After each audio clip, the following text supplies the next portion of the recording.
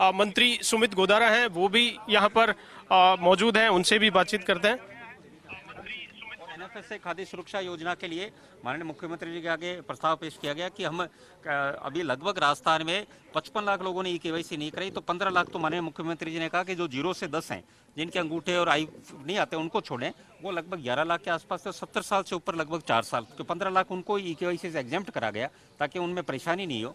तो उसको देखते 40 लाख अभी लोगों ने ई-केवाईसी नहीं कराई है।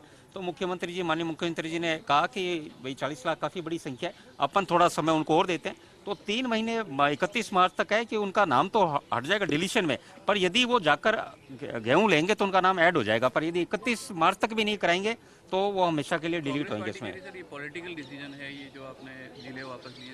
देखो, आप एक बात तो पॉलिटिकल डिसीजन कौन, अशोक गहलोत जी कह रहे हैं, जो 10 साल मुख्यमंत्री और कांग्रेस सरकार राजस्थान में रही। 67 साल में राजस्थान में 26 से 33 जिले हुए और एक लास्ट के साल में अशोक गहलोत जी 15 साल मुख्यमंत्री, लास्ट के 15वें साल ऐसा क्या हुआ जो 20 जिलों की घोषणा करके चले गए? कहां से व्यवहारिकता आ जाए? इतना कोई भी राज्य नहीं कहेगा। जब 26 से 33 में अपने को 67 साल लगे, तो ये संख्या तो आप सोचे किस तरह होगी, क्योंकि सिर्फ जिले घोषणा से नहीं होती, कितने उसमें फाइनेंशियल बर्डन सरकार पे पड़ता है, कितना इंफ्रास्ट्रक्चर, कितने कर्मचारी। पॉलिटिकली एजेंडा था जिसमें आप तो देखिए 5 साल अशोक गहलोत सरकार ने लास्ट में सिर्फ पॉलिटिकल एजेंडा ही चलाए। यदि उनको ये आवश्यकता लगती तो 10 साल का जो उनका पहला कार्यकाल था और 4 साल तीसरे कार्यकाल में उन्होंने क्यों नहीं जिला बनाया? पहले 14 साल में क्यों नहीं बनाए उन्होंने जिले? यदि उनको आवश्यकता होती थी, इतने वरिष्ठ नेता अपने आप को मानते हैं तो उनको बनाना चाहिए था। और असली पर्ची के मुख्यमंत्री तो वो रहे जिनको हम कहते हैं, तो कैसे बनाते? उन्होंने बनाए, लास्ट में पर्ची वाला ही गेम करा अपना बनाते हुए।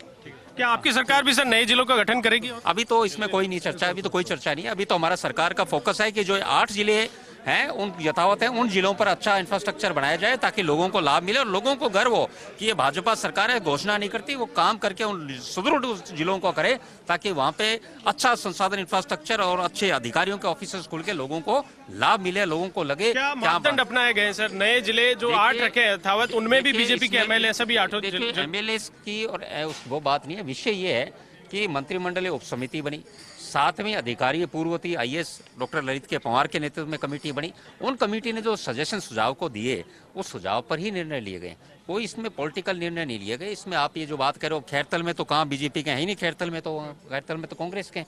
हो सकता है और भी जगह होंगे, ऐसा तो जो मैं देखे लिस्ट में, पर मुझे याद है खैरतल में तो है ही नहीं।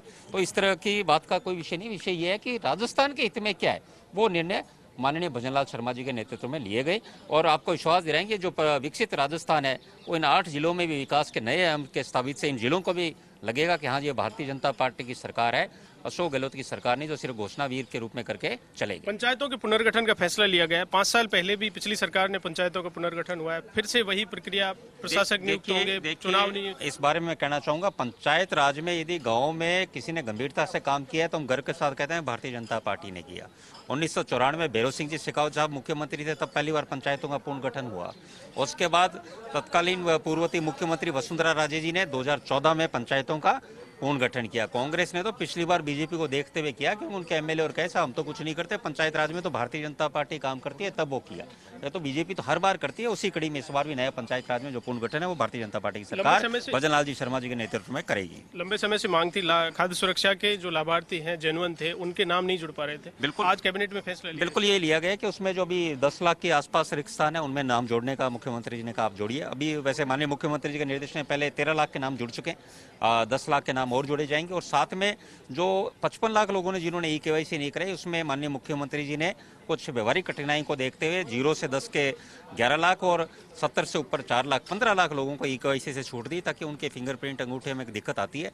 तो लगभग 40 लाख लोगों ने अभी भी ई-केवाईसी नहीं करी। तो माननीय मुख्यमंत्री ने देखते हुए कि उनको परेशानी नहीं हो, कि 3 महीने का समय और दिया, तो वो जब गेहूं लेने जाएगा तभी उसका नाम वापस से जुड़ेगा। और 3 महीने तक यदि वो नहीं जाएगा, जो 31 मार्च तक, तो सारे के सारे नाम बाहर हो जाएंगे। ये एक नया कराए कि उनको गेहूं मिलना बंद हो जाएगा जब तक कोई ई-केवाईसी नहीं कराएंगे। ऐसा ही भर्ती को लेकर कोई चर्चा नहीं, आज कैबिनेट में विषय नहीं है। एक तबादलों को लेकर भी लंबे समय से इंतजार है। सकारात्मक कुछ ना कुछ जरूर होगा जल्दी, ये उम्मीद कर सकते हैं हम। उम्मीद कर विधानसभा सत्र से पहले हो जाएगा। अब ये तो माननीय मुख्यमंत्री जी बता सकते हैं, पर मुझे उम्मीद है इस बार कुछ होगा, उम्मीद कर सकते हैं। तो देखिए, कैबिनेट मंत्री सुमित गोदारा, जोगाराम पटेल, जिन्होंने कैबिनेट के तमाम फैसलों की जानकारी दी है, चाहे पंचायतों के पुनर्गठन का मामला हो या फिर नए जिलों कि जिस तरह से खत्म किए गए हैं उनको लेकर हो, तबादलों को लेकर भी कहा जा रहा है कि बजट जो सत्र शुरू होगा जनवरी के अंतिम सप्ताह में विधानसभा का सत्र शुरू होगा, उससे पहले तबादलों पर भी रोक हटाई जा सकती है। शुक्रिया पूरी जानकारी के लिए। तो